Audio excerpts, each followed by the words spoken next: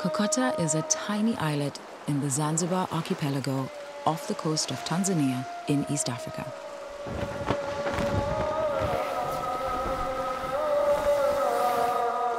For centuries, Kokotans have prospered by making a living off the land and sea.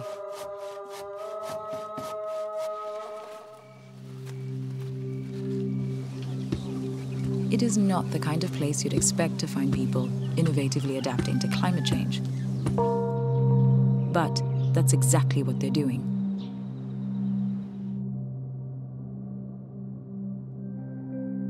Life here hinges on solving huge problems.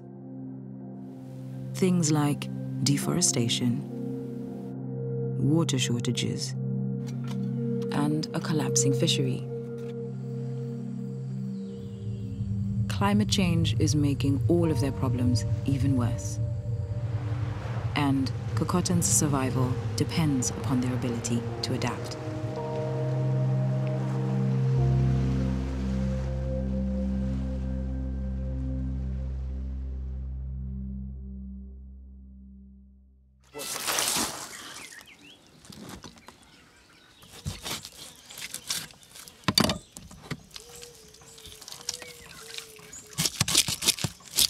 Mwanzo nilipokuja tu watoto, niona maisha mazuri tu.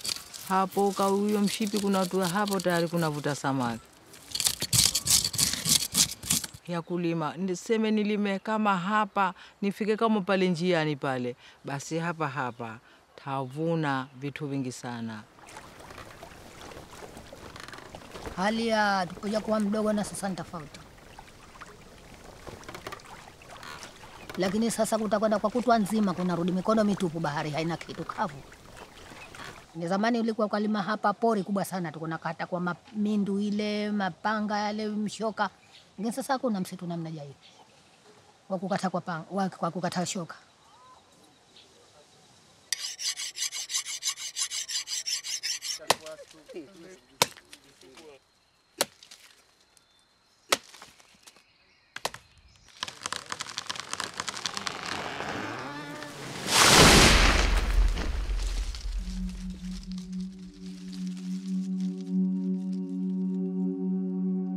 We can start to get a feeling of how disastrous global deforestation would be by looking at Kokota.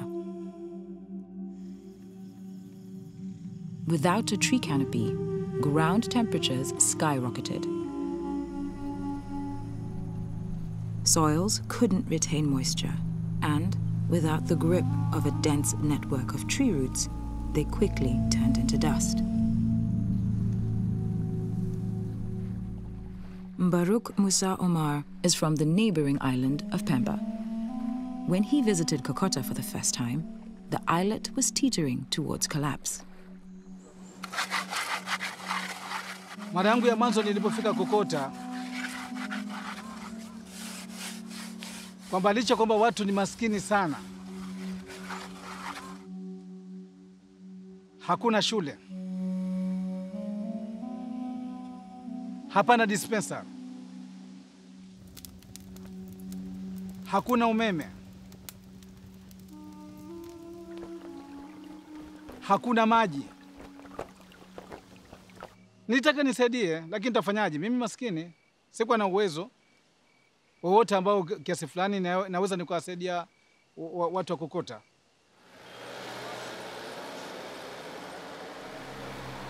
Mbarouk realized that his island, Pemba, was headed in the exact same direction as Kokota. Sasa joto likiongezeka, ina maana nalo vyanzo vingi vya maji vinapotea.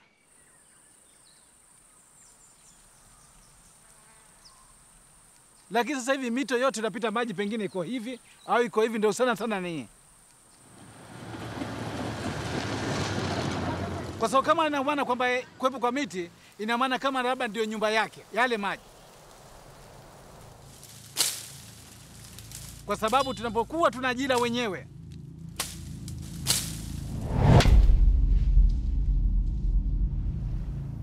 ardhi inabakia ardhi halia, na miti inapoendelea kupotea.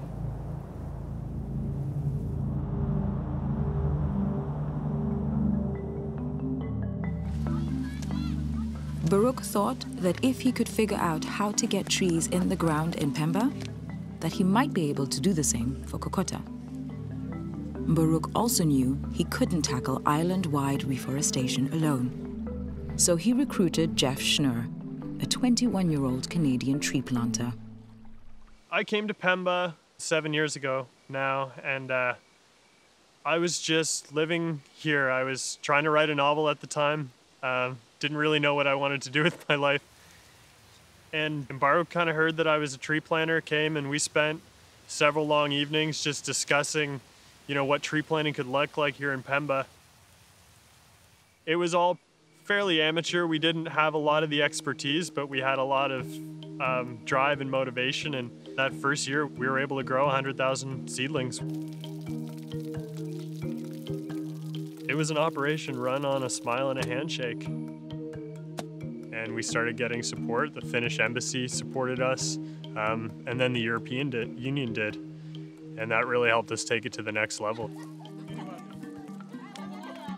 Mbarouk and Jeff were the perfect team. While Jeff concentrated on international fundraising efforts, Mbarouk could focus on managing things on the ground. He immediately headed back to Kokota. Sasa nyinyi jambo gani ambalo mnahitaji sisi tuweze kuwasaidia la mwanzo la muhimu? Wao wakasema bwana, sisi tatizo letu la mwanzo tunachohitaji sisi ni maji. Shughuli mbadala tunazofanya kwa kusave yale maji tulionayo. Kiufupi, maji ni kwamba yanatumika kwa masuala ya kupikia, lakini sasa katika shughuli nyingi sana ni kwamba tunatumia maji chumvi. Kama kuoshea vyombo, hata maji ya kijaju ndio utaona mwenyewe watoto wanachezea chumvi, wanaogelea, ndio wanaoga kabisa vile. Pengine tangi ya lita 20 kwamba itumike kwa siku 2. Matano inakuwa sasa ile kunywa tu basi kwa siku lita 20 inakuwa zinamaliza.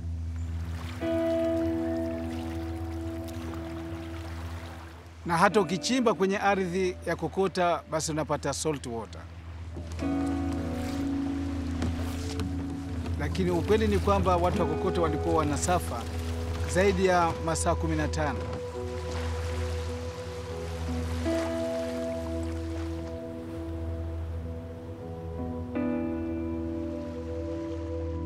Wao waache shughuli zao za kimaendeleo. Hiyo yani ilikuwa ni kazi mahususi.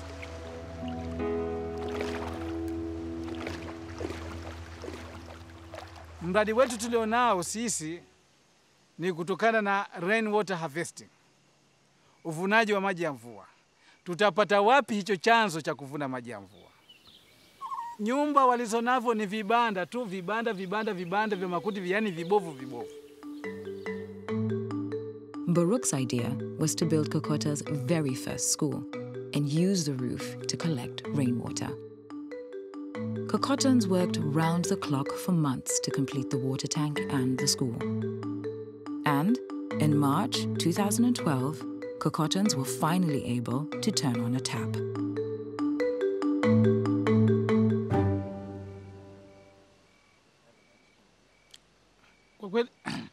Kwa kweli ilikuwa kama ni dream, kiasi ambacho watu hakuamini. Ilikuwa magi sijui ni hadithi nisimulie vipi. Lakini kama kitu ambacho kama ndoto, leo matokeo yake yamekuwa kweli.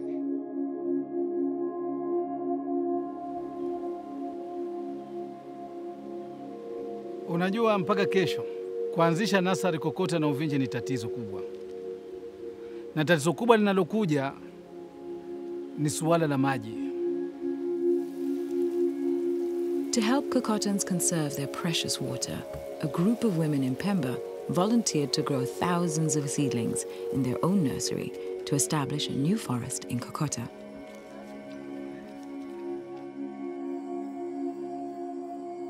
Naweza kusema eneo ambalo limetengwa kwa ajili ya uhifadhi wa misitu ni karibu ya asilimia 40 ya kisiwa cha Kokota. Naweza kusema hadi hapa tulipo ni karibu miaka mitatu. Na hizi ndogo ndogo mitatu, lakini kwa mpangilio ambao utasaidia kwamba ukiondoka huu mwingine unaweza kuzaa. It was economic development on one side. Communities were planting trees for fruit, timber to make a living. But the end result was an area that was now covered in trees. Yes, you could harvest some trees, and you still had a forest. Conservation was a day job. Our model is that economic development is directly opposed to environmental conservation. We can't conserve the natural world because we need jobs. Yes, we need to fight climate change, but look at the cost. We can't afford to do that, we're in a recession. That's a completely ludicrous way of thinking, and Pembin showed us that. Economic development and environmental conservation are not opposed, they're actually intertwined. In addition to their reforestation efforts, Kokotans have completely revamped their approach to farming and are now using renewable energy to charge portable household batteries, proving that adapting to climate change doesn't have to lead to a less comfortable lifestyle.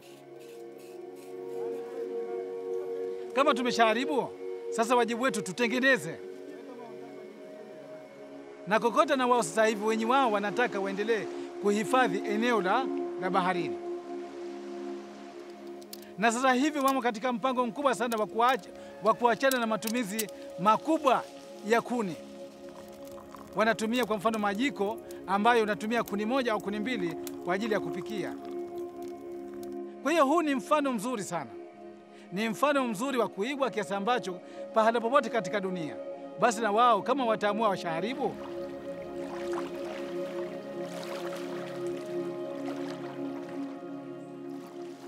When you look at the whole planet, you can get overwhelmed. And you realize, looking at Kokota, that that's the planet. We're good at taking Mother Nature and using it to support us. We're good at growing. But there's a limit. It's not even about sacrifice. It's about changing and shifting our way of thinking.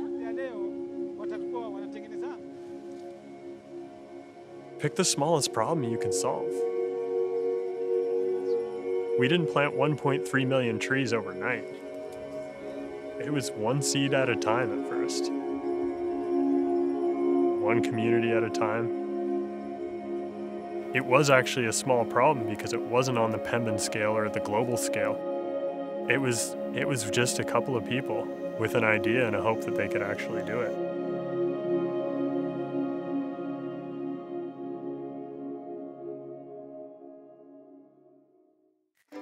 Lovely starshine lights my way to bed. Magic rainbows glisten in my head. Just like a child, I live in Wonderland. All my dreams are coming true. Heavy shackles used to hold me down. Now my feet don't even reach the ground. Just like a prisoner when his sentence ends. All my dreams are coming true.